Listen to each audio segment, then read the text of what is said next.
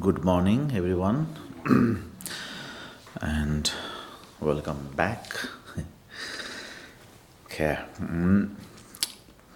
So, since yesterday we begins the great practice, this 37 verses on the practice of Bodhisattva, and the practices in general, it's very important, not as a Buddhist practitioner, but as the good human being, as an intellectual, as the happiness seeker. Can I say happiness seeker? This practice is very important because in this practice, it has mentioned to get the happiness, what one must do. Like I mentioned yesterday, the manual, the descriptions to become a good human being, to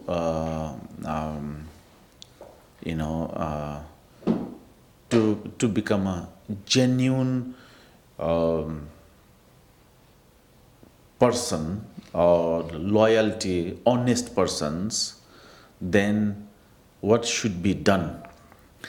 That all and everything has mentioned in this 37 verses on the practice of Bodhisattva, point by point. So if we could understand this and implement it, no matter who we are, whether you are a practitioner or not, whether you are believer or not, even if you are other believers or other religions practitioners, that doesn't matter. This the practice or this technique, these methods, these manuals will definitely help to all of you, whoever understand this and implement it. So for that reason, I'm saying this is very important practice for general and particular for those who follow the Buddhisms and then want to practice Buddha's teachings. Then, of course, this is the core teachings of the Buddha. Without this, there are no way from where we attain enlightenment or from where we achieve the ultimate the truth or ultimate bodhicitta or the enlightenment, so to speak. So either way, whether you are practitioner or not practitioners, whether you are believer or non-believer, whether you are Buddhist or non-Buddhist, whether you are Mahayana or Hinayana, that doesn't matter. As long as you want happiness and as long as you don't want suffering,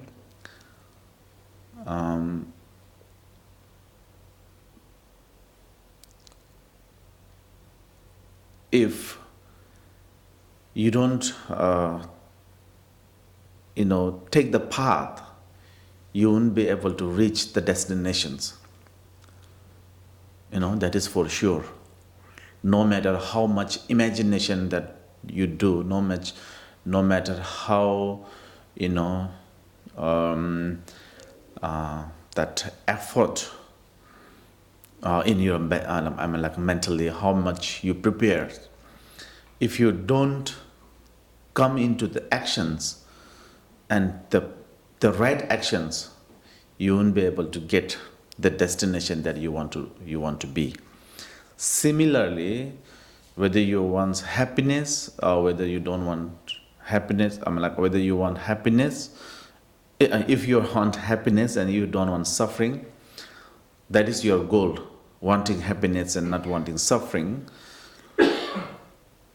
Unless or until you apply this, the technique, you won't be able to get there. You won't be able to achieve that target. So, and this is very much practical. Even if you say, now after this class, if you think that, okay, I want to have some, Chinese food, let's say. But just imagine Chinese food and wanting Chinese food, you won't get the Chinese food. To get that food, you have to take the actions. I mean, like, you have to, go there to get it. And just being here, wanting Chinese food, and making a imaginations that not going to get a food and also not going to satisfy your hungers. Similarly, I think no matter what kind of wish you have, if you don't really take actions to get there or to get that things, you won't be able to get it. And that is very practical, right? There's nothing to do with Buddhist, nothing to do with religions, nothing to do with high practitioner or low practitioners, old practitioner or new practitioners. That's nothing to do. Especially Buddhism, being a Buddhist, we must understand, if there is no karma, there is no result. Very straightforward, right? No karma, no result. That's it. So by understanding that, then I think listen this 37 verses in the practice of Bodhisattva, and second step is implement. You remember yesterday? Listening, reflecting, and meditate.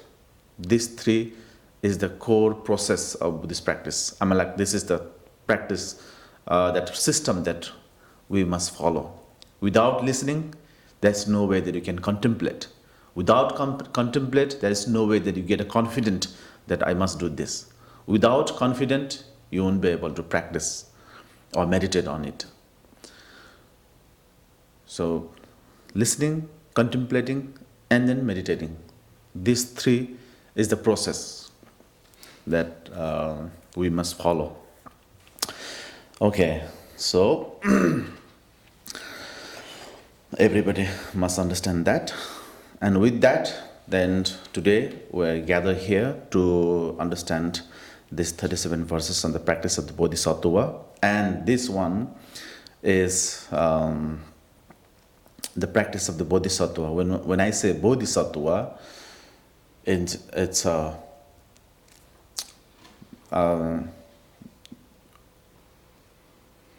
the person who has possessed the mind of enlightenment. So that person is called Bodhisattva. Right now, we don't have that kind of the mind of enlightenment, but we want to have that kind of the mind of enlightenment. Now, so to get that, then we need to know the descriptions, we need to know the manuals, we need to know the system, we need to know the process, how that works, how that system, or process go. And that is what we are trying to understand here. After you understand this, then you can receive the Bodhisattva vow, and then you can have to maintain the precept. This one is not the actual vow, but then we are trying to understand who Bodhisattva is, and in order to be like that, then what one must do, right? Yeah, these things that we're trying to learn here. And when we say now Bodhisattva, it has nothing to do with the external things or physical things. When we say Bodhisattva, it's directly we're talking about the mind. How to expand our mind, how to make our mind bigger, wider, opened, or magnificent. So if you don't open your mind, then you won't be able to practice this Bodhisattva's way of life. Or you won't be able to go with this Bodhisattva way of life. So open mind, what I mean by open mind means to forget yourself, forget the selfish, forget to think that, oh, I am the best, or I need to do this, I have this, the possess, or money, or name, or fame, or people should respect me, people should praise me, people should, homage me. So if we have that kind of the mentality, or that kind of the thoughts, hope and attitude, then that not really opened up the mind. It's called the self-centered mind. So when we have that kind of the self-centered mind, then you are not really thinking about others. You are being so much of selfish. So being a selfish is actually the enemy of practice of the Bodhisattva. It's a completely opposite directions practice of the Bodhisattva. So if you have this one, you won't be able to have this one. So in order to have the Bodhisattva practice or the Bodhicitta, you must reduce this self-centered or selfish thoughts. So it has said, what is the main reason that you keep coming back in the suffering of samsara? It's because you are being selfish, and you are always wanted to, have your families and friends protective and happy, and then you want to be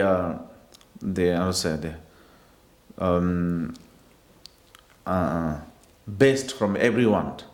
So that kind of the thoughts, that kind of the mentality is directly or indirectly connected with some selfish intentions. So as long as you have that kind of the selfish intentions, that selfish intentions overwhelm to your mind, and then you won't be able to practice the way of the Bodhisattva. So here, when I say open up your mind, means forget all those selfish intentions and try to think more about others. Now, how we think now more about others? There are the few technique, but then the very best technique is then think about everybody is equal as you are.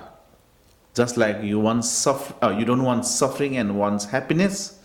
Similarly, regardless of who we are, high ones, low ones, rich one, poor one, position one, like high position one or lower position one, whether that is east, whether that is west, whether you are from east, whether you are from west, north, south, or center, no matter where you're from, regardless of who we are, there are no one who does want suffering, and there are no one who doesn't want happiness.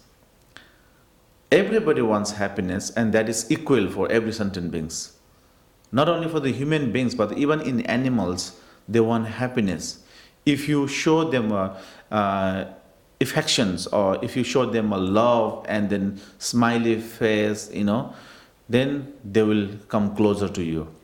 If you show them little face of terrifying face or the wrathful face, and then harmful actions, attitude, then they run away from you. So that is the one kind of the signal or symbols that saying if you do good for others, others also will love you and do good for you. So that is the one the technique that we have to think all the sentient beings as equal as I am. They want happiness, they don't want suffering, just like I don't want suffering and I want happiness. That's one technique. Thinking that, then you have to, be a general for everybody. And there are also said, if you cannot help to others, at least don't harm others. That is what they said. It means, of course, you are not really being able to do some meritorious things, but at least don't create the bad karma so that brings you the suffering. So that is one, the thinking equal. And now also there is another technique which is very famous in Mahayana practice. It says to see all the sentient beings one's own parent in one's life, one of our life. So it says that we have taken so many millions of lifetime in this world, and even in 1 eons of lifetimes, we have taken so many millions of lifetimes. And now, when you take a birth in this world, there is only 4 ways of taking a birth in this world. One is from egg. One is from moisture and heat. One is from mother womb, directly from mother womb. And one is like miraculous, right? Out of these 4, except this miraculous, these 3 is depend on the mothers.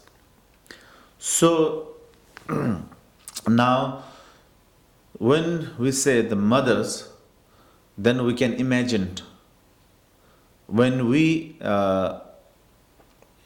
conceive in mother womb, there must have some connections with mothers. And of course, mother care for us, even drinking some things, mother has to think about the baby. Even eating some things, mother has to think about the baby. You cannot really drink very hot things, because that can affect the baby. You cannot really drink the very cold things, like we in Western, we like the ice, right? Ice cube. So ice cube, when you conceived the baby, then that mother also has to think, and also has to be careful with the drinking cold things because of this baby. And while she's sleeping, also she has to be very careful with sleeping, because if she sleep upside down, then that baby can have problems with that. So all and everything, those caring and then taking care of that baby, thinking about the baby, it's nothing but mother's love and care and affections, right? Mother's affections. And now, by doing that, then she has to carry, like if we are a human being, if we talk about the human being, then 9 months at least she has to carry that baby. And while she carrying that baby, she don't care about her fitness. She don't care about her figure, which is very important these days. About the figures, skinny and figures is very important. But when she has that baby, then she don't worry about the figures. She don't worry about the skinny things. And she carry that baby for 9 months. And then when she take a birth, that baby, also she has to go through so much of pain, almost like she has to go through the dying process. And then also there are some cases where mothers die when she deliver the babies and all of that. And now once she give a birth, then she don't really get angry because of that baby. She has to go through all kind of the problem. But the moment she delivered that baby, she really embraced, hug, right, baby, and then love and kiss. And then she felt that I have a more responsibility now. And then like that, she take care of that baby until 18 years, I think, when she reach the 18 years, then she's, like that baby is a boy or girl that is free. But till then, she has that the responsibility. And then even after that, then she has that love and kindness, and then they sacrifice and all of that. So why she doing that everything's, that's nothing but she love, because of her love and the kindness. That's nothing she asking from that baby. So now that kindness, something that we need to recall. Recall, can I say recall? We need to understand. Now today I'm sitting on this throne speaking to you because of this my physical body. And now this my physical body, it's impossible without my mother's. This body has given by my mother's. So my mother has given me so much love and compassion, and then sacrifice her own the favorite things. So if I don't understand those things, and then if I do by myself, or if I do the whatever I want, and then if we say, okay, this is my life, I have my right to do these things and that things.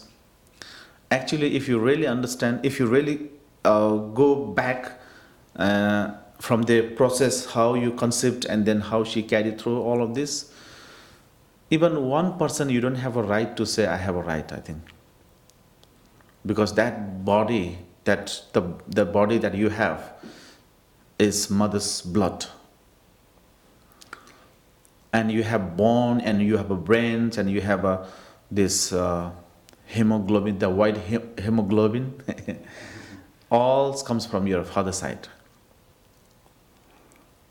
And what do you have now? You have nothing without that.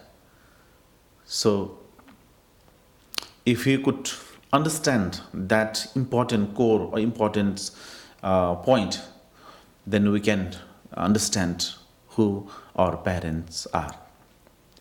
And now they have gave the physical body, this life, and they have take care of us like till 18 years. Now, when they are old, when they are not able to do some things, I think this is a good time for us to repay them. Or let's say, when we are capable now to do something for them, and if they're in suffering and they need us, I think this is the right time to repay their kindness. I'm just talking about the mother's kindness or parents' kindness. Having the example of this lifetime's mother's kindness, and we have to relate that all the mothers that we had in our previous life. So it says that all the sentient beings had become one's own parents in one life. So having the present parents as an example, then we have to think all the sentient beings are equal. All the sentient beings are our parents, or had our parents. So that now there's no discriminations. Don't choose just only this present parents, but you have to think about all the sentient beings. And now having that kind of the understanding and thoughts and kindness, then if you could generate the compassions towards all the sentient beings, towards others, well-being of others, thinking about others, having kind thoughts and compassions towards others, it's what we call the bodhicitta or bodhisattva mind. So for that, I think it's very important to understand, very important to expand our mind, and instead of thinking about oneself, if we could think about other, if we could think about our parents, if we could think about parents' kindness and love that they have given, and also think about all the sentient beings are equal, as I want happiness and I don't want suffering, then at least you can relate something, and then you how to say, pay more attention towards that. Okay, so that is one thing. Now when we say bodhicitta, so there are the two types of the bodhicitta. One is relative bodhicitta, or you can say conventional bodhicitta, and one is the ultimate bodhicitta. There are the two types of the bodhicitta. So in relative bodhicitta also has a two different type of the bodhicitta.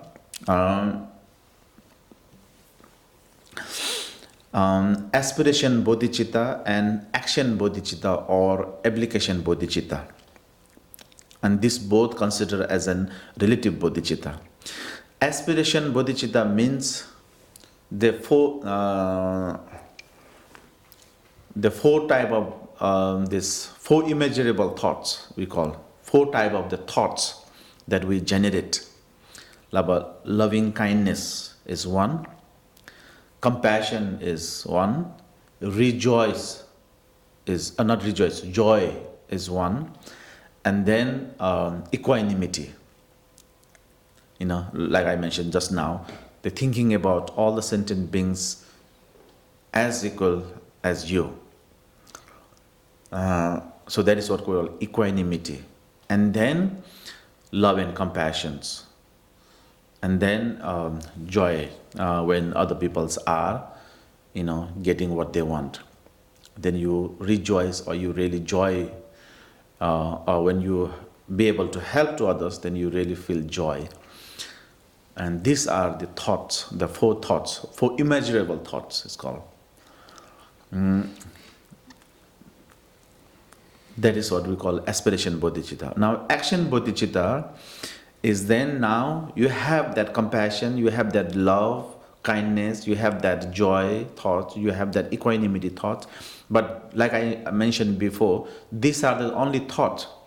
Only having a thought, of course, that gives you some kind of the goosebump or some kind of the energy, or how to say, that emphasize you to do something. But if you don't take actions, that the thoughts will again dissolve into that. Then you won't be able to get the benefit that you want or the destination that you want. So in order to really get that in a physical or in that action, or get that level, then application bodhicitta or action bodhicitta is very important. In Mahayana practitioner, there are the transcendent practice. It's called 6 paramita. That is what we call Parchintuk practice, like generosity, morality, the patience, and diligent, samadhi, and then wisdoms. These are the important practice that one must do as a bodhicitta practitioners. And now, and another one reason why we need to think about others, thinking about mothers, thinking about all the sentient beings. Another reason is that to get the ultimate level, two things is very important. In Mahayana practice, there's two things: compassion and then wisdom. Shut up, it says in Tibetan. When we say compassion, so this is something that we must have as a practitioner, because this, when we say the compassion now, I think the definition of compassion is to understand others' problem. You feel others' problem and then wanting to do something for others. That is what we call compassion. Without understanding others' problem, for example, if someone is having a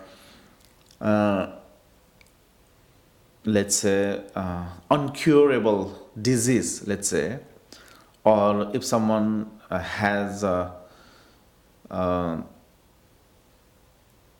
how do I put it?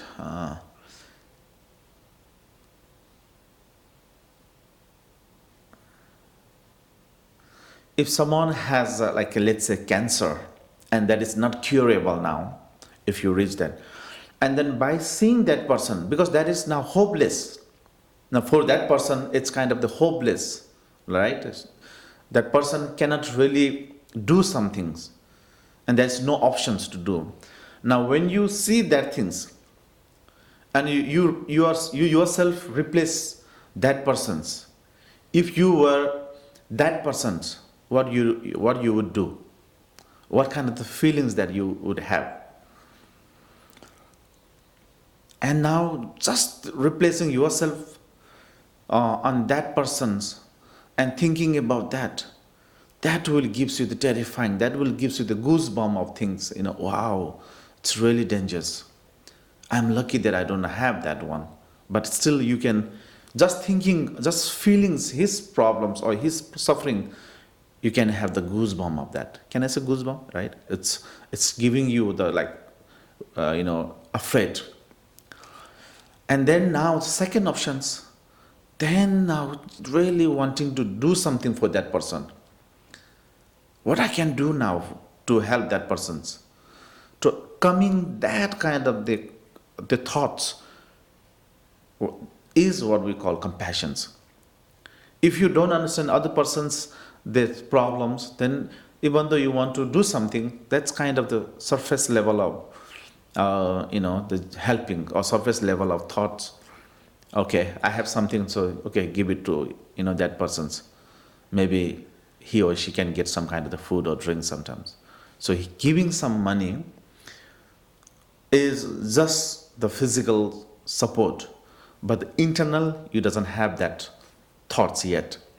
But if you really feel that his or her, that situations, and you yourself replace his place and then think about his pain and suffering, like hopeless suffering, wow, that really gives you the kind of, the feelings that will really shake you. And then now second thought comes, what I can do that, what I can do for that person. And if you have that kind of the thoughts after that, then that is the actual compassion. So it says that all the sentient beings are already in the uncured situations. They are hopeless situations. They don't have any kind of the options to be able to free from the suffering of samsara, because they are in a delusions, they are in a illusions, they are in a ignorance. They don't know where they are going, they don't know what they can do, what they have to do, they don't know what to avoid and what to accept, all of that. They are in the dark now. So since now you have this opportunity to understand their problems, so then thinking they are in a dark, and then thinking yourself, if I were in a dark, what kind of the feelings that or suffering that I would have. But I'm lucky that I'm in this light, under this light, I'm safe, and I have options now. But thinking that, then wanting to help to other sentient beings is what we call compassions. Now with that compassions, and when we generate that kind of the compassions and then having that kind of the thoughts, then gradually you will also get this wisdom of generosity, wisdom of morality, wisdom of this patience. So then along with that, then it will develop your mental state, and then eventually you will be able to reach the ultimate level of bodhicitta. And what I mean by ultimate bodhicitta now, like I mentioned before, bodhicitta means the mind of enlightenment. So what I mean by that, the ultimate mind of enlightenment means to reach the nature of mind, which is there are some terms that maybe I will just say some things. I mean, like I will tell you those terms that we use in our text. So maybe that gives you kind of little bit of understanding. We have the few words we call dekhona ni. It's a natural state. Absolute suchness. It's called one word. Natural state or absolute suchness, or also thatness itself. Thatness itself. Thatness, thatness itself. Or also another one is very nature, it says. So we have to be able to reach, or we have to be able to understand that that point, the destination, or that the ultimate point. It's called thatness, or natural state, or absolute suchness. Okay, these are the translation that I found. That is one. It's called dekhona ni. Now another one that we use is, and then this ultimate bodhicitta itself, or ultimate truth, or absolute truth. Now this absolute truth is the level which we call the Buddhahood, or enlightened being, or enlightenment. The moment you recognize the ultimate truth, or the moment you realize, or maybe I think realize is not the right words, recognize or see the absolute truth, and that moment of seeing absolute truth and becoming enlightenment is simultaneously. So to becoming a Buddha, it doesn't mean that we have to go some other land and then get the labels. It's not like that. The mental state, if you really increase mental state and develop your mental state, and then eventually when you reach that absolute level, and then you recognize that absolute truth, then you become enlightenment. That is another word that we use. And now another word that we use is tongi, which means emptiness. Now here emptiness, not just nothingness, but emptiness means something that in ultimate level, something that not exists independence, but yet everything appears. So that is what we call emptiness.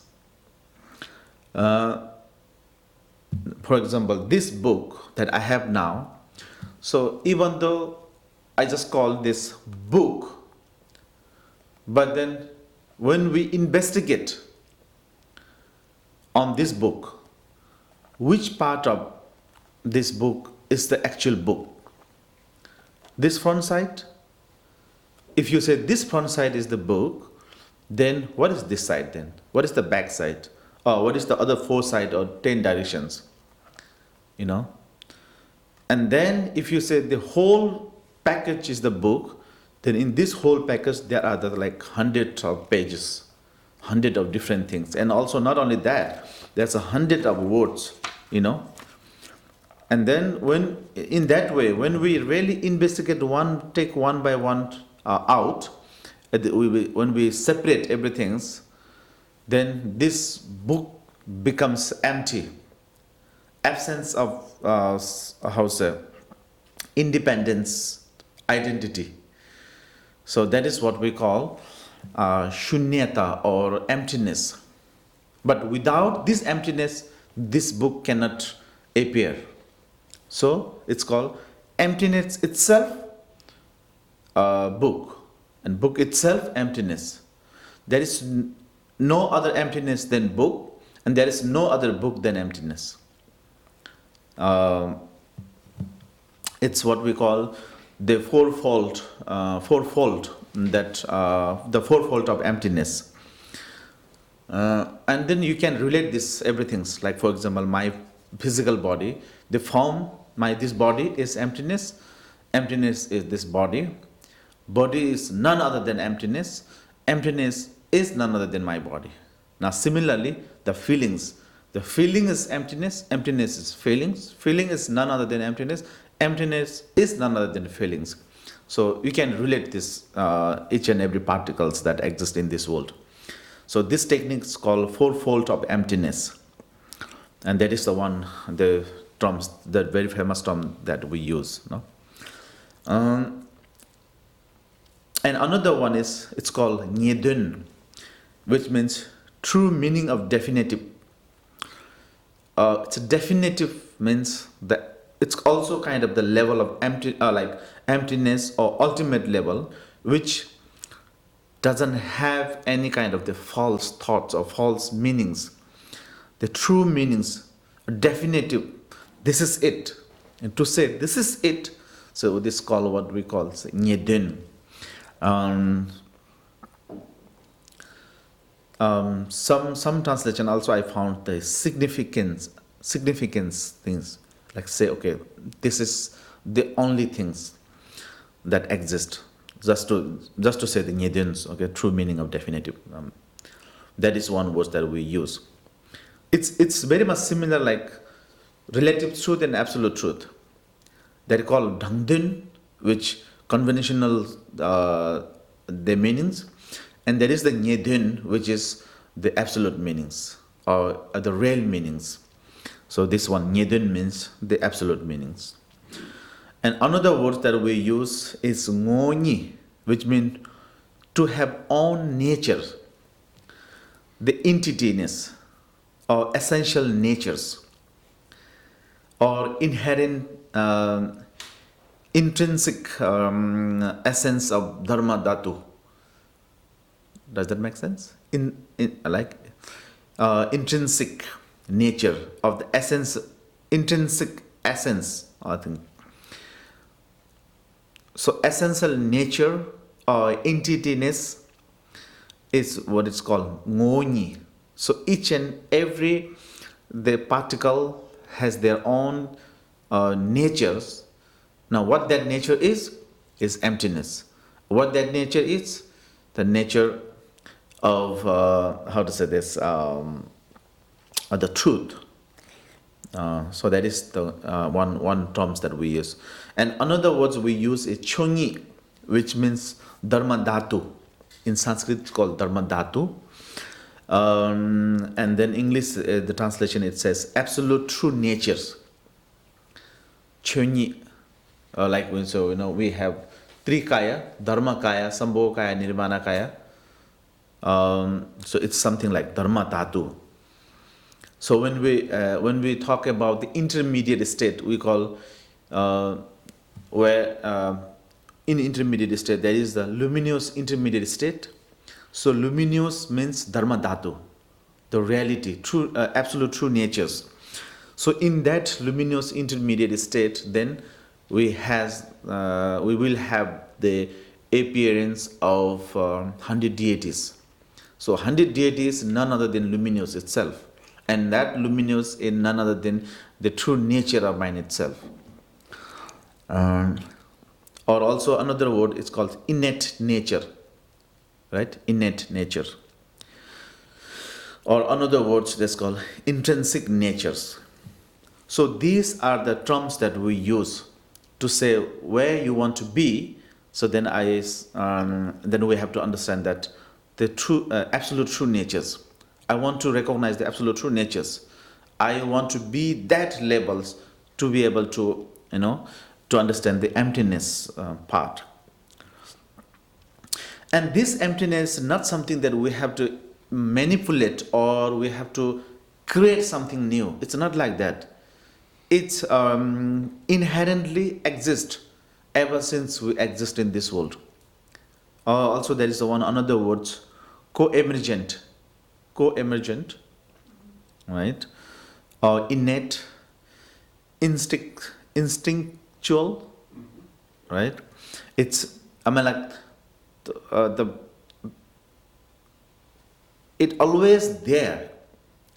It's not something that we need to create something new or we need to brings from outside. It's not like that. Something that ever present. Can I say ever present? Right? It was always there. But then due to our afflicting emotions, due to our illusions, we're not really being able to see it. So by opening up your mind, by understanding those reality, then we're trying to get closer of that, hoping and wanting that one day we can really be able to see it. And you will be able to see it, because every sentient being has that capacity to be able to see it. So we're not really being able to see it right now because that imputations, that we have so much of the artificial thoughts, imagination thoughts, false conceptualizations, false conceptions. Because of that, then we're not really being able to do that. Now, why we have that? Because we are being so selfish, self-grasping, ego-clinging, sense of I, not understanding the self is absent. There is no I. Not really being able to recognize there is no I, and we have the self-centered thinking that this is I and I want that. This is I and this is mine and I want this area. So having that false conceptuals, and then we are not really being able to see the true nature of mind. So by understanding or by practicing the bodhicitta, the mind of enlightenment, so we are trying to expand that kind of the self-centered to go beyond that and try to see the wider side, wider view, thinking about others, thinking about realities, how this universal depend each others, how the societies depend each others, how family depend each others, how oneself depend each others. Your physical body and your mind depend each others. Your minds depends, happiness and sufferings, and then that happiness also temporary is that there has ultimate happiness. So by understanding step by step that way, then you will be able to at least get confident yourself that okay, I have that ultimate happiness inherently exists with me, and all I have to do now is to emphasize or push yourself towards that. So I think for that, then we have to now practice this, the 37 verses on the practice of Bodhisattvas. Okay? Okay. Oh, again, and then also there is the example that I think I should mention here before too late. In our Namcho daily practice, it has mentioned this 10 example. It's called, I will just breathe in. I'll just read this, okay? So you can go and check this. So it says, all and everything that we see today out there is selflessness, empty by nature, and it is free of elaborations. There has no actual identity, no independence identity. So to prove that, then it has mentioned the 10 examples. It says, all phenomena are empty by nature. All phenomena are selfless, empty by nature, and free of elaborations. They are like magical illusions, mirages, dreams, reflections, the cities of Gandharvas, echoes, the reflections of the moon in waters, bubbles, optical illusions, manifested illusions.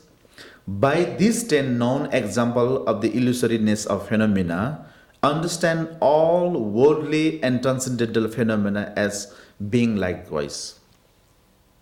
So this is the 10 example. Okay. Magical illusions, 1. Mirages, 2. Dreams, 3. Reflections on the mirrors. Okay, this, the 4. And then cities of Gandharvas, there is 5. Echoes. When I say something, that comes echoes, But if you really investigate that where that echo comes from, the echoes, you won't be able to find anything. This is the 6. And then reflections of the moon in waters is the 7. And then bubbles, the water bubbles, that's 8. The optical illusions, the 9. And manifested illusions. So these are, they call 10 examples. So by understanding that, then you have to understand all phenomena are empty by natures. Nothing is actually exists as real. And also there are in Sutra it has mentioned, and actually in many monasteries we used to chant when we finish our puja or whatever. At the end we say karma rabri marmi dang yuma silba chubrudang milam logdang tinta duje chonam detratas. There is a 4 line. It has mentioned in Shakyamuni Buddha Sutra. Karma means like a star. And then marme means like a butter lamps. And then yuma means the magical illusions. Milam means dreams. And then reflections. Those are the example that we have to understand. And likewise, we always must have that kind of the thoughts that all and everything that we faced day-to-day life are just like the illusions, just like this. Duje chonam detarata means, duje means the all compounded phenomena. You must see all compounded phenomena are like that. That is what it says. So anyway, for that, then I think we have to expand our mind, and to understand that, then yesterday we has gone through 1, 2, and 3. Now today is the number 4th, right?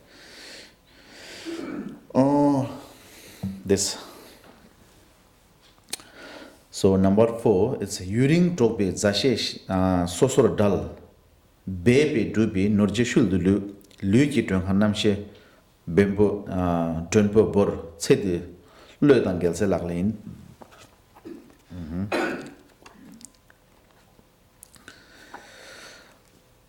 The practice of all the Bodhisattva ways to renounce this life's concern.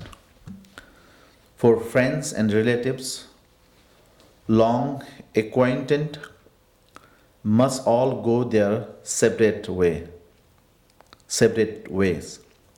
Wealth and prized possessions, painstakingly acquired, right? Must all be left behind. And consciousness, the guest who lodge in the body, must in time depart. Okay, quite difficult translations. Close friends, this is another translation, okay? Close friends who have long been together will separate. Wealth and possessions gained with much effort will be left behind.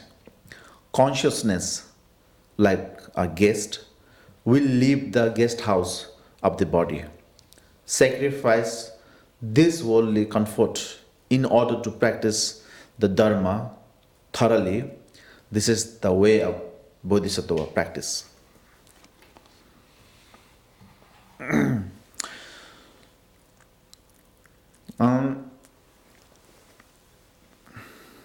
Now this one, if we understand only this one verses in our life, it's very helpful. Because today we spend our day, week, month, and year to gain something. Let's say maybe wealth, bank balance, maybe, or maybe name or positions. All this worldly consent. We try to achieve that. And while you are doing that, we forget impermanent. We forget everything is, not going to last forever, and it's going to go. And these things not really help us when you are dying. And these things you cannot really carry to the next life. And forgetting everything, those kind of things, then you're trying to have a lot of friends, you're trying to have a family, you're trying to have a lot of money and wealth and positions and all of that. And then by doing that, one day you will die. And then you miss the opportunity of practicing the Dharma. And then moment you die, you cannot really take care of those friends with you. You cannot really take your family and friends with you, or you cannot really take the wealth that you possess that you have accumulated. Not even that body that you have.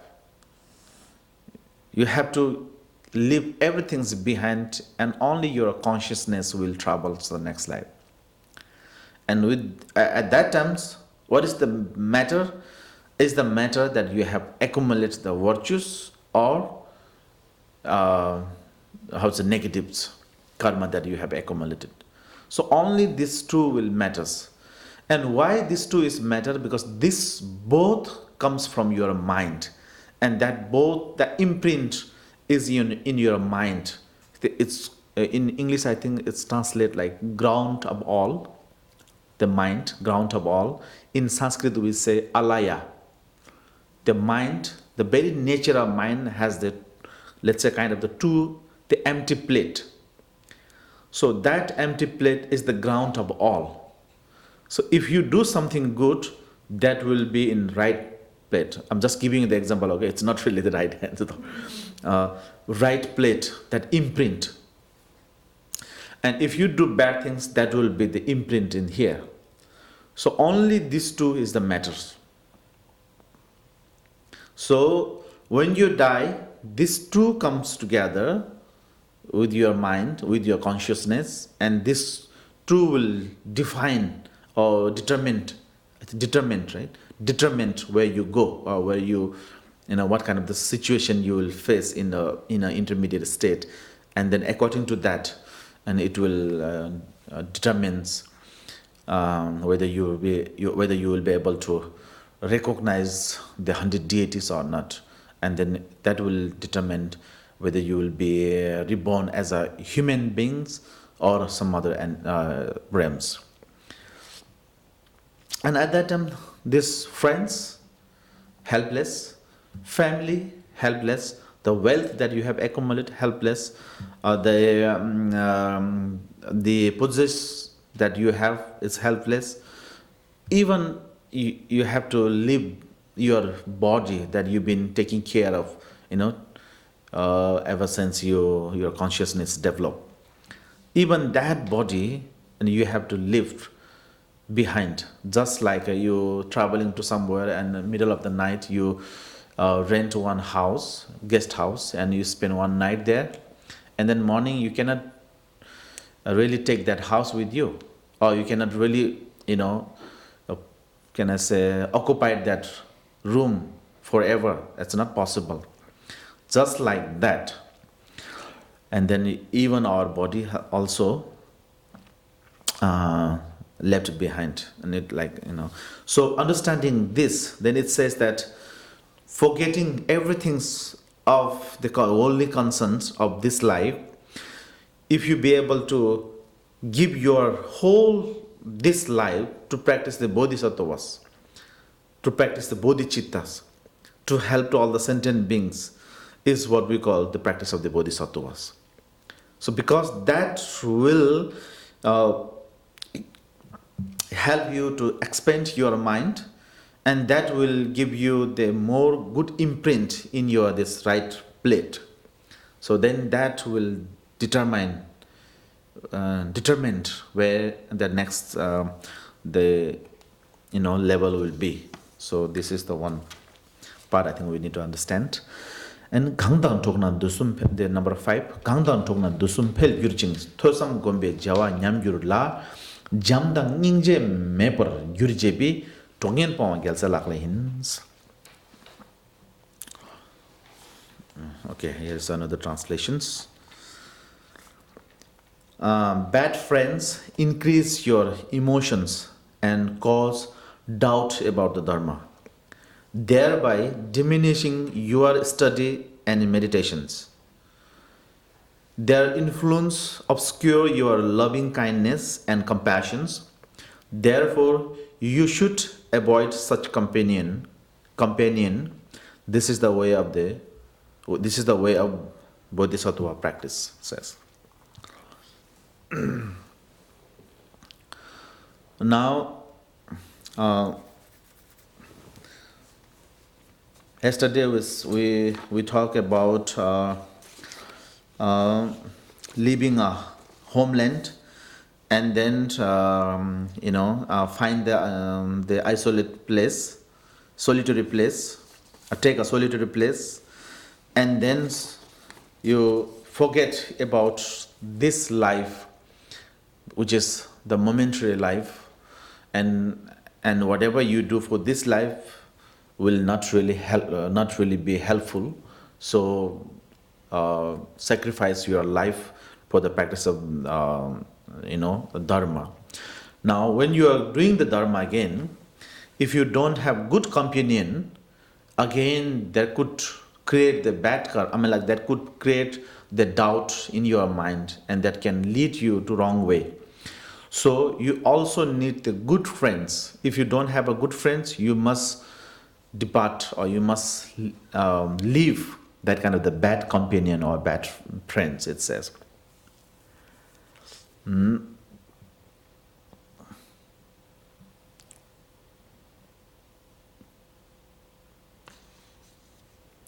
Okay, I think I forget to read these translations. The practice of all the Bodhisattva ways to avoid destructive friends, in whose company the three poisons of the mind grow stronger, and we engage less and less in study, reflections, and in meditations, so that love and compassion fade away until they are no more.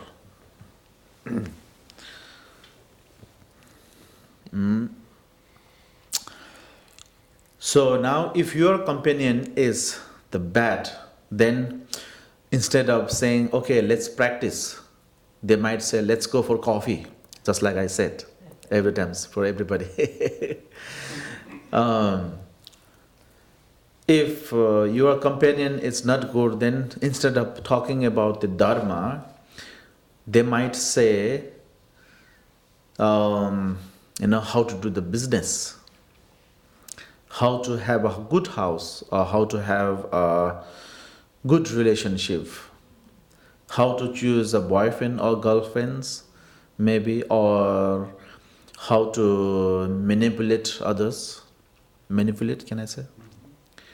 Or lucid. I'm trying to use all the words that I have learned.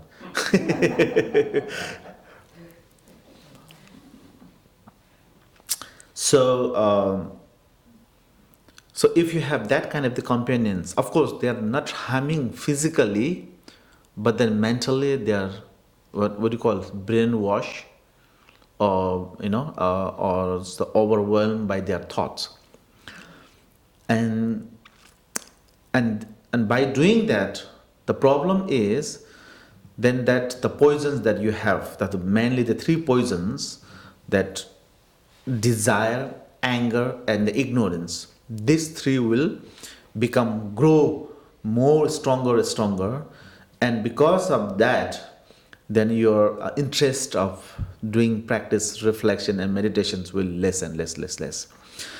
And then eventually, all your love and compassion towards all the sentient beings will fade away or go away, and then you will ended up being so selfish, and then when you die, that's nothing that helps you, but then gives you a more terrifying, frightening regret and all of that. So in order to continue your love and compassion towards all the sentient beings, and in order to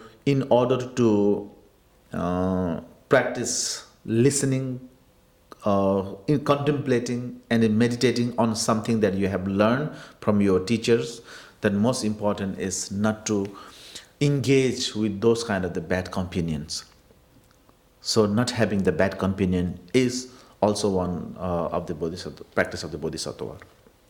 So, and that could be the one reason that Jetsunma Rinpoche always, saying, okay, if something's happening, someone, or if somebody's want to manipulate or want to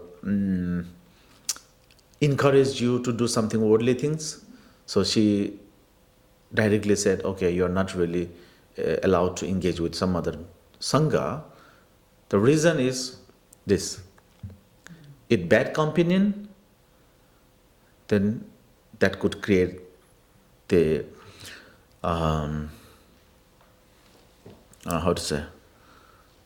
obstacles, right? Yeah, that at the beginning I was also thinking, now since Jetsunma Rinpoche has created all these beautiful sacred lands, I think we must everybody let come and join practice, I give them a second chance.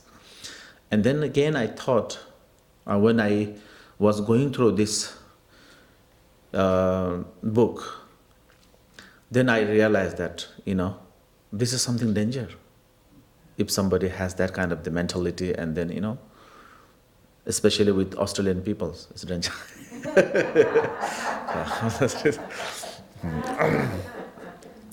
Okay, just teasing. I'm sorry for the Australian people.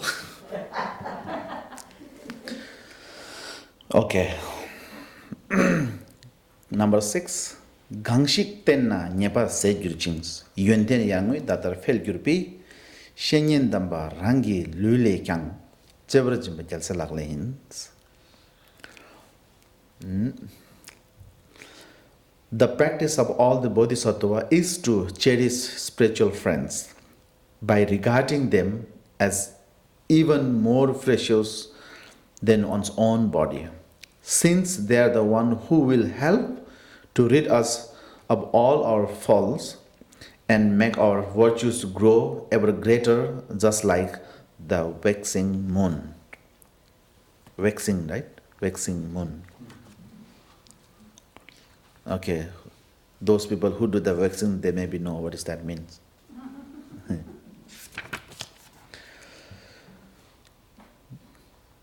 The one by whose influence your fault decrease and your good qualities increase, like the waxing moon, should be considered your spiritual friends and as even more precious than your own life. Therefore, always hold the spiritual teachers with great respect above all others. This is the way of Bodhisattva practice.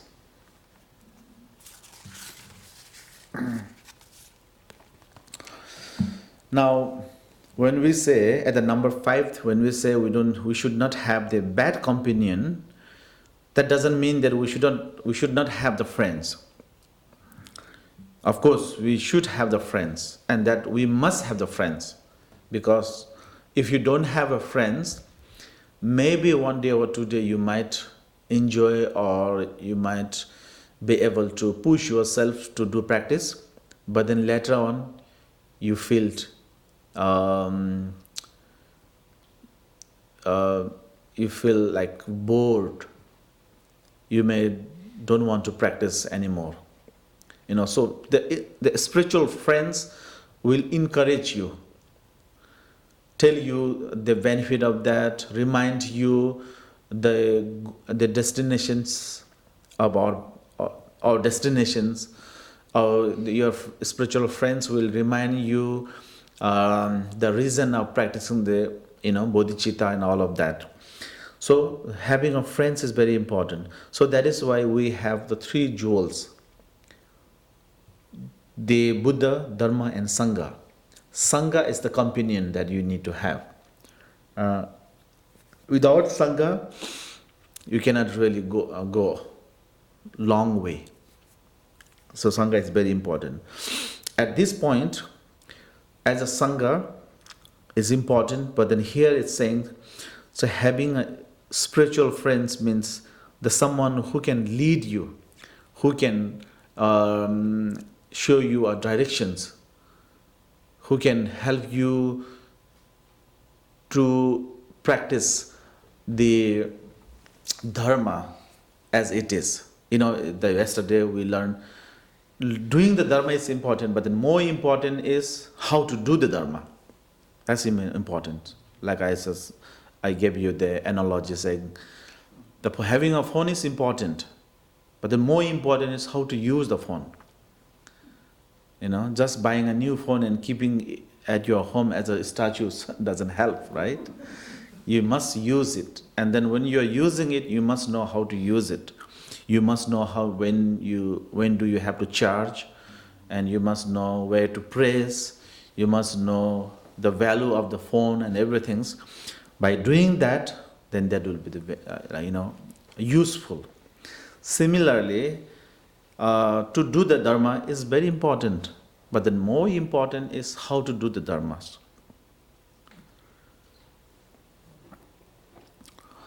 There was one dialogue that's let's say dialogue says if you don't do the Dharma according to the Dharma, then even though you are doing the Dharma, that Dharma could cause you to reborn in the three lower realms. That because you don't know how to use that. The same case goes to, same analogies goes to phone. Like if you have a phone and you know you need to use the phone, but if you don't know how to use it, sometimes that can blast, and then that can damage your beautiful face. So these are the important. So for that, then we need to have the spiritual teachers or spiritual friends.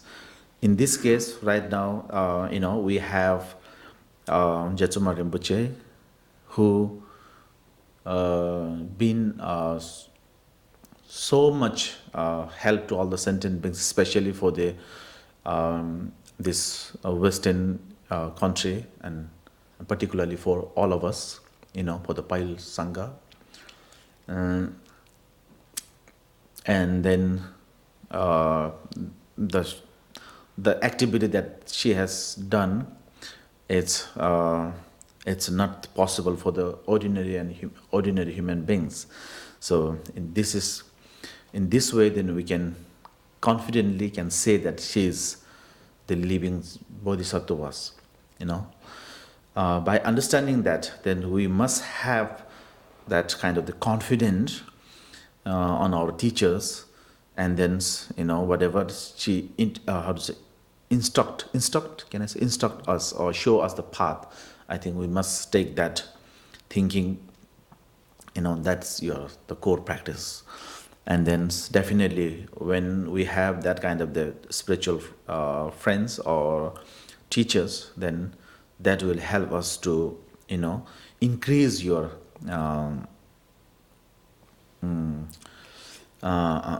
increase your practice. So at this point you have to take care of your spiritual friends or your teachers as a more important than your own physical human life, because of that, then you can reduce your I would say negative emotionals. Because of that, that can help you to increase your knowledge. So you see, even though you are seeing someone, you are taking care of someone as very important as you are, even more important than your body, but then if you look closely, actually that's giving a benefit to yourself, because then that help you to increase your mental state, that help you to increase your practice. So to understand, by understanding that, and again I think it's important to keep your teachers and their friends safe, I think I would say.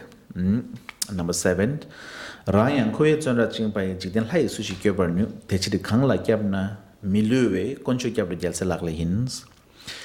The practice of all the Bodhisattva is to take refuge in the three jewels, since they will never fail to provide the protections for all who call upon them, for whom are the ordinary God of this world ever capable of helping, as long as they themselves are trapped within samsara's various cycles.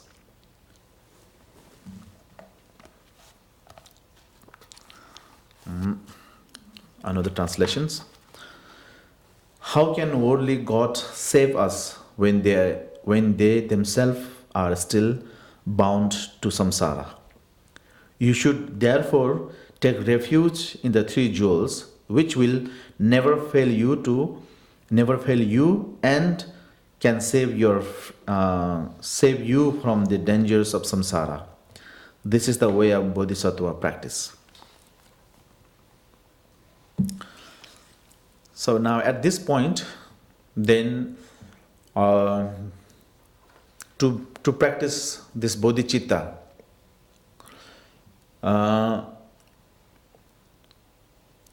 you also need to know to whom to take a refuge. Because if you have the wrong refuge, then that could lead you to wrong directions. So taking a refuge means to accept someone as your guide, to accept someone as your teachers, or to have the faith and devotions towards someone who can lead you to be free from the suffering of samsara. But if you fail to recognize the object to whom that you can take a refuge, then sometimes we ended up being, taking a refuge on the worldly, the God. And by doing that, maybe for the moment, that doesn't matter, but then to get the dream come true, or to complete your destinations, or to get your destinations, it's impossible. Because your destination, your goal, your dreams, your target is to be free from this suffering of samsara, go beyond the suffering of samsara. And God, worldly God, are also in suffering of samsara. Because when we say God realms, so God realm is not something beyond the suffering of samsara, but it's in the suffering of samsara itself, in the circle, or the cyclic existence. They are powerful, they are mighty. We are not really rejecting that. But even though they are mighty, even though they are God, even though they have that kind of, they're very much powerful than human being, but they themselves still in samsara. So the person who they themselves cannot go beyond the suffering of samsara, they cannot help us to get out of the suffering of samsara. So that is the logic. So to really get out of the suffering of samsara, you must follow to someone who already have gone the suffering of samsara, who know how to go there. So, and right now, in our lifetimes, that's the only one, and that is Shakyamuni Buddha, who has gone through that process and who has crossed this suffering of samsara and attained the enlightenment. And we, as a human being, as a follower, as a practitioners, I mean, religious or spiritual practitioners, my wish, my goal is also go beyond this suffering of samsara, because I don't want to die, I don't want to take a birth, I don't want to wander in the suffering of samsara, I don't want to face this suffering of departing, how to say,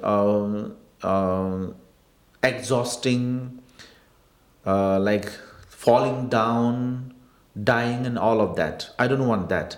So now, what is the options? If you don't want this, then only option is don't stay in this area. Because, for example, like example is, if you don't want to smell the stingy things, then don't stay in the toilet. The option is only that. That only the option is that. Go outside of the toilet, go into the beautiful place where you have the like very good smell or fragrance. Staying in toilet, and if you say, I don't want the stingy things, that's impossible. I mean, I don't know this example, I'm just giving you the examples. Or if you don't want the hot sensations, the only option is not staying near or on the blazing fire. If you're on the blazing fire, and then if you say, I don't want hot sensations, there's no way you can get that free from this blazing fire, because you're top of that. Going to the ice, like Alaska, and if you say, I don't want this cold weathers, that's impossible, because you are in the ice, right?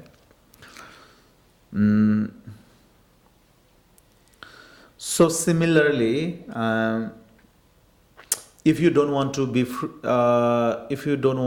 wander in the suffering of samsara and want to be free from the suffering of samsara, only option is go beyond the suffering of samsara. Being in the suffering of samsara, there's no way that you can escape from those. Now, to do that, then we need guide, because we don't know how to get out of the suffering of samsara, right? And for that, then we need the guide, someone who has that capacity. And then the worldly God, like I mentioned before, of course they are mighty, they have the very much powerful, and they have very much power, but they are also in suffering of samsara. So taking a refuge, going to refuge in front of them or to them, it's not going to give you any support to be free from the suffering of samsara. So the only option for us now is having a right object to take a refuge, and that is 3 jewels: Buddha, Dharma, and Sangha. Buddha as a teacher or as a guide, Dharma as a path, as a manual, and Sangha as a spiritual friends or spiritual teachers who encourage you to practice, who lead you to go right path. Okay, so Buddha, Dharma, and Sangha, in that way we take a refuge. Now number 8, Shindu soka nyen song dungal nam dikbi le ye debo thube songs techir sokla pabjang dikbi le namya meji gelsa laglins. The practice of all the bodhisattva, the practice of all the bodhisattva is never to commit a harmful act, even though not to do so might put one's very life at risk. For the sage himself has taught how negative action will ripen. into the manifold miseries of the lower realms, so difficult to endure.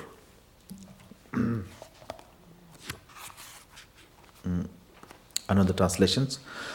The Buddha has said that unbearable sufferings of the lower realm is the result of negative deeds. Therefore, even at the cost of your own life, refrain from doing harmful deeds. This is the way of Bodhisattva practice. So when we talk about the sufferings, when we talk about the samsara or cyclic existence, like I mentioned yesterday, cyclic existence has two part, the mainly upper realms and lower realms. Upper realms considered as an heaven, lower realms considered as a unfortunate realms. Now why we call unfortunate realms is because in this the realms has a three parts, 1, 2, 3. Upper realms, the animal realms, at least is visible, we can see. Most of them we can see, most of them maybe 10% we can see, like animals we can see. 90% animals we don't see. So invisible animals are lot of invisible animals are there, and this is something that's little bit of higher level among these three. And go little deeper levels, hungry ghost realm, we don't even see them. These are the formless. And then here, hell realms. This is too down there, and even in here has a 18 level of the sufferings in hell realms. So then you see these only 10% we're able to see in our surface level. The rest of the sentient beings we don't see, and these are the unbearable sufferings.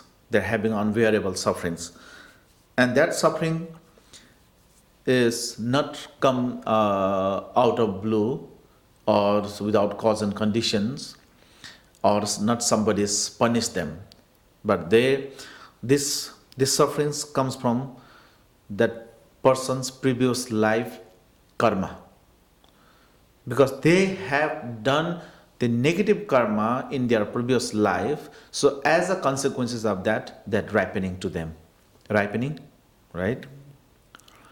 So Shakyamuni Buddha has said that why they are suffering is because that is the result of what they have done in their past life.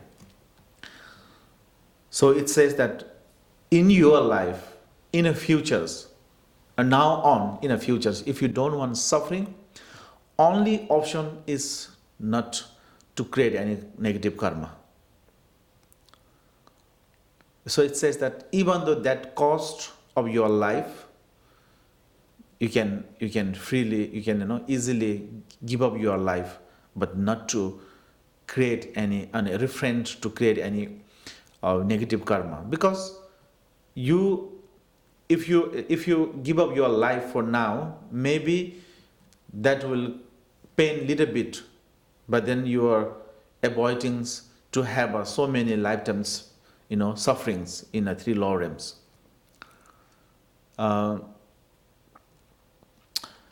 So that is Shakyamuni Buddha said, if you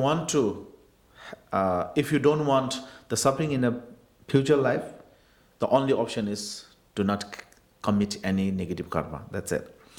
And then also the Guru Rinpoche has said, if you want to know your past life, look at your present conditions, because your present conditions is your previous life consequences.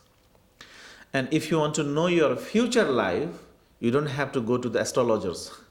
You can see your own body, speech and mind actions, what action that you have been doing. So that is clearly saying, do not do any evil things.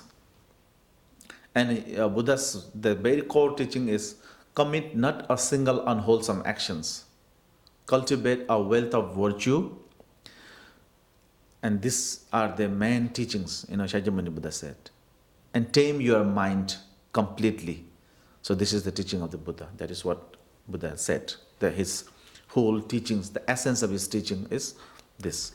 And the reason why he said commit not a single unwholesome action is because if you create the actions, the result not going to, diminish, not going to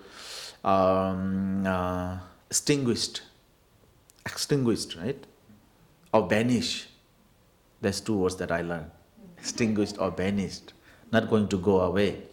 That will remain until that happen on you.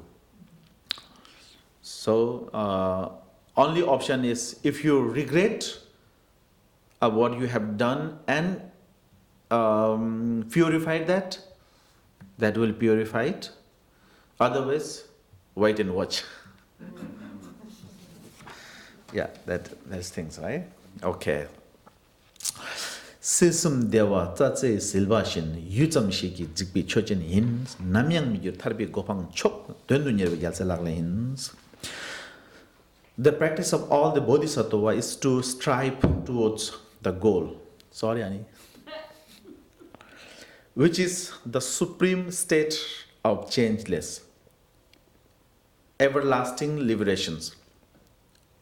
Since all the happiness of the three lower realms last but a moment, then is quickly gone, just like a dew drop on bleach of grass.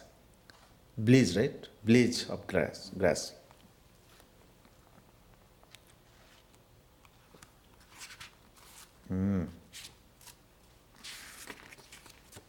Another translations. The happiness of the three realms is like a dew on the grass, which may vanish at any moment. The happiness of liberation is unchanging. You should seek this permanent happiness by being courageous when they're facing a hardship on the path. This is the way of Bodhisattva practice.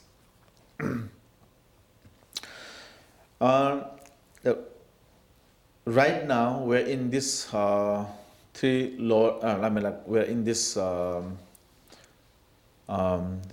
cyclic existence and this samsara. And this samsara, like I mentioned before, there's two parts. One is upper realms and one is lower realms. And upper realms is considered as a heaven, as a blissful place, sort of speak. Like blissful place, even though we call this heaven or blissful place, but this blissful place or this bliss or this happiness is temporary happiness, relative happiness, this conditional happiness, let's say. This is the conditional happiness, and this is not going to last forever. Just like this is just like a flashlight, thunderlight, or dewdrop on the grass. Dew on the grass. So it's no guarantee when this will vanish, no guarantee when this will finish. There's no guarantee that it's it's a temporary, it's a momentary. It will change in any moment, and that can be transformed into the suffering again. So instead of hanging or wandering and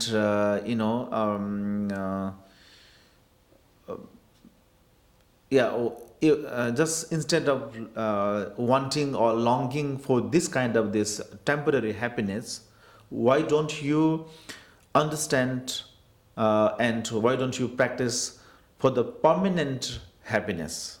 Because there is the permanent happiness as well. Because permanent happiness, what we call understand the true nature of mind, absolute true nature of mind, or the absolute truth, absolute natures. To understand that, is what we call to reach the supreme state of unchangeless or changeless or everlasting liberations. So once you get that level, then you don't have to come back again, and then you don't have to lose the happiness that you just obtained. So instead of wanting a temporary happiness, it says, why don't you strive towards the goal, which is the supreme state of changeless, which is everlasting liberations, it says.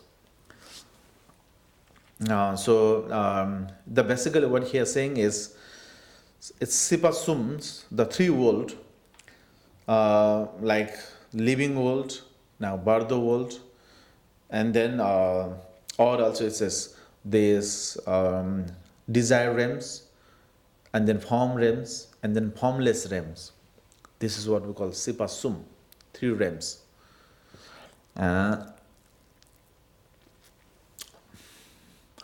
So instead of looking for these three realms happiness, if you could change your goal to attain the supreme state of changeless realm, changeless happiness, then that will be the best option, and that will be the practice of the bodhisattvas, practice of all the bodhisattvas. Okay, one more thing. Tokme Dala Tsevichin Manam Dugna Rangde Chishikja, Techitai Simjan Daljachere, Janjusim Gyalse. The practice of all bodhisattva is to arouse bodhicitta so as to bring freedoms to all sentient beings, infinite in numbers. For how can true happiness ever be found while our mothers we have cared for us, and who had cared for us throughout the age, endure such pain?